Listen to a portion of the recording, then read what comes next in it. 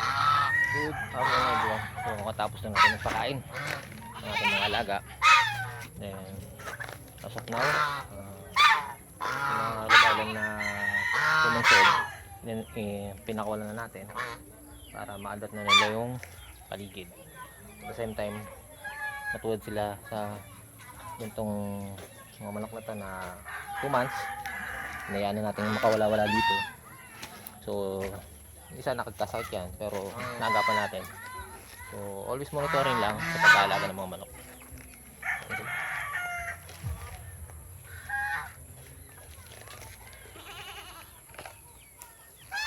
Yung paba natin,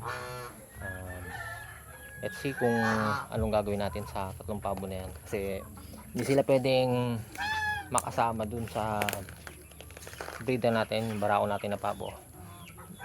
Hindi sila pwede na magkasama kasi medyo seloso yung ating barakong pabo. Baka kaya minsan ayan, yan, yan, pwede lang sa kanya yung mga asidad niya, pero kasi may lalaki tayo, baka mapahamak yun.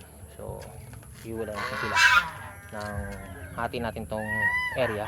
Ayun gagawin natin, or maybe kukulong natin to si Bonbon. So ayun yung inabala ko.